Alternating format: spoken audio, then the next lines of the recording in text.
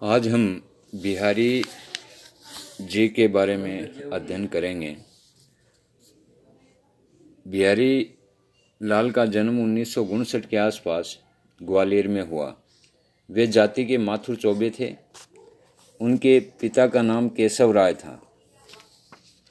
जब बिहारी 8 वर्ष के थे तब इनके पिता इन्हें ओरछा ले गए तथा उनका बचपन बुंदेलखंड में बीता।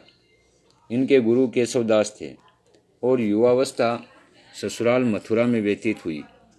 जैसे कि निम्न दोहे से प्रकट है। जन्म ग्वालियर जानिए, खंड बुदेले बाल, तरुणाई आई सुगर, मथुरा बसी ससुराल। जयपुर नरेश मिर्जा राजा जयसिंह अपनी नई रानी के प्रेम में इतने डूबे रहते थे कि वे महल से बाहर भी नहीं निकलते थे और राजकाज की ओर कोई ध्यान नहीं देते थे। मंत्री आदि लोग इससे बड़े चिंतित थे, किंतु राजा से कुछ कहने की शक्ति किसी में न थी। बिहारी ने ये कार्य अपने ऊपर लिया और उन्होंने निम्नलिखित दोहा किसी प्रकार राजा के पास पहुंचाया। नहीं प्राग नहीं मधुर मधु, नहीं विकास ई काल, अली कली ही से बिंदो, आगे कौन हवाल। इस दोहे ने राजा पर मंत्र जैसा कार्य किया। वे रानी के प्रेम पास से मुक्त होकर पुनः अपना राजकाज संभालने लगे। वे बिहारी की काव्य कुशलता से इतने प्रभावित हुए कि उन्होंने बिहारी से और भी दोहे रचने के लिए कहा और प्रति दोहे पर एक असरफी देने का वचन दिया। बिहारी जयपुर नरेश के दरबार में रहकर काव्य रचना करने लगे। वहाँ उन्हें पर्याप्त धन और यश मिला। 1664 में इनकी मृत्यु हो गई। बिहारी की एकमात्र रचना सतसई, जिसे सप्तशती भी कहते हैं, एक मुक्तक काव्य है। इसमें 719 दोहे संकलित हैं। कतिपय दोहे संदिग्ध भी माने जाते हैं। सभी दोहे सुंदर और सराहनीय हैं, तथापि तनिक विचारपूर्वक बारीकी से देखने पर लगभग 200 दोहे अति उत्कृष्ट ठहरते हैं। सतसई में ब्रज भाषा का प्रयोग हुआ है। ब्रज भाषा ही उस समय उत्तर भारत की एक सर्वमान्य तथा सर्व कवि सम्मानित ग्राह्य काव्य भाषा के रूप में प्रतिष्ठित थी। इसका प्रचार और प्रसार इतना हो चुका था कि उसमें अनेक रूपता का आ जाना सहज संभव था। बिहारी ने इसे एक रूपता के साथ रखने का सतुत्य सफल प्रयास किया और इसे निश्चित साहित्यिक रूप में रख दिया। इससे ब्रज भाषा मंझकर निखर उठी। सतसई को 3 मुख्य भागों में विभक्त किया जा सकता है: नीति, भक्ति और श्रृंगार। इनमें से श्रृंगार परक दोहे अधिक हैं। कला चमत्कार सर्वत्र चातुर्य के साथ प्राप्त होता है। श्रृंगारात्मक भाग में रूपांग सौंदर्य, सौंदर्योपकरण, नायक नायिका भेद तथा हाव भाव विलास का कथन किया गया है। नायक नायिका निरूपण भी मुख्यतः 3 रूपों में मिलता है। प्रथम रूप में नायक कृष्ण और नायिका राधा हैं। इसका चित्रण करते हुए धार्मिक और दार्शनिक विचार को ध्यान में रखा गया है, इसलिए इसमें गूढ़ार्थ व्यंजना प्रधान है और आध्यात्मिक रहस्य तथा धर्म मर्म निहित है। द्वितीय रूप में राधा और कृष्ण का स्पष्ट उल्लेख नहीं किया गया, किंतु उनके आभास की प्रदीप्ति दी गई है और कल्पनादर्श रूप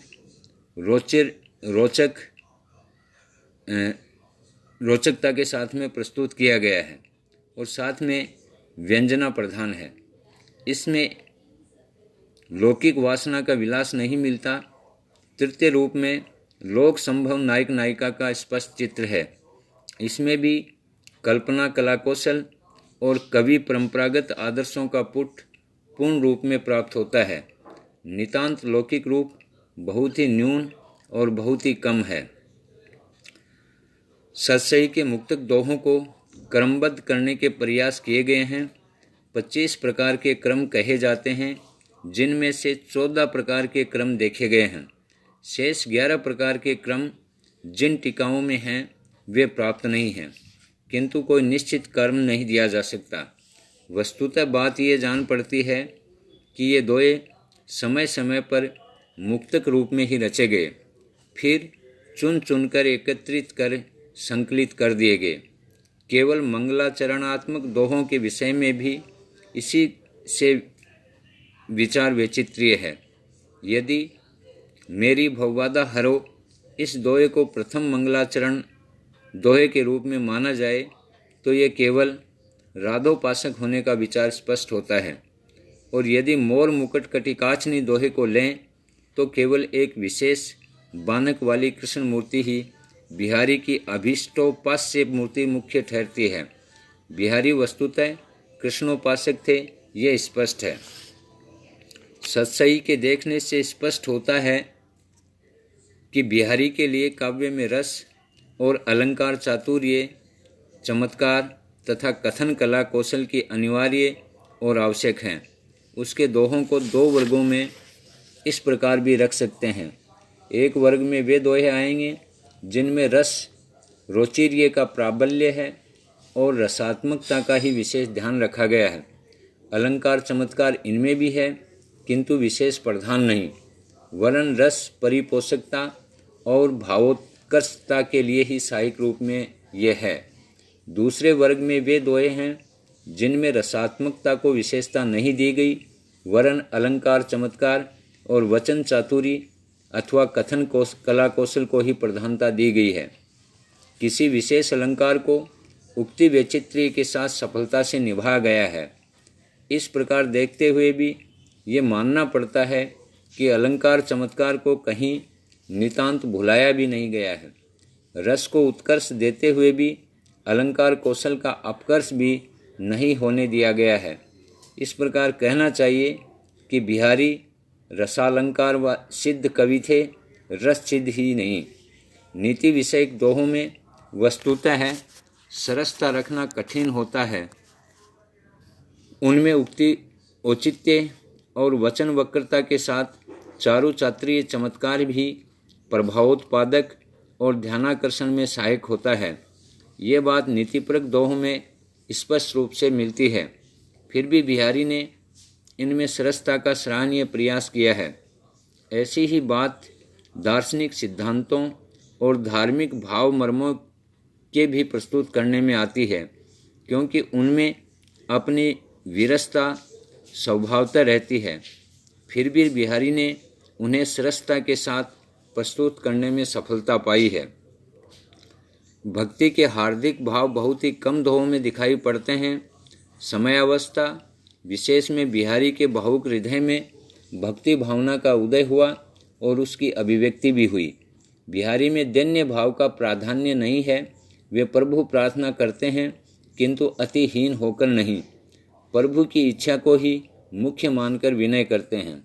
बिहारी ने अपने पूर्ववर्ती सिद्ध कवि वरों की मुक्तक रचनाओं जैसे आर्या सप्तशती, गाथा सप्तशती, अमरूक शतक आदि से मूल भाव लिए हैं। कहीं उन भावों को काट छांट कर सुंदर रूप दिया है, कहीं कुछ उन्नत किया है और कहीं ज्यों का त्यों ही रख दिया है। सौंदर्य यह है कि दीर्घ भावों को संक्षिप्त रूप में रम्यता के साथ अपनी छाप छोड़ते हुए रखने का प्रयास किया है।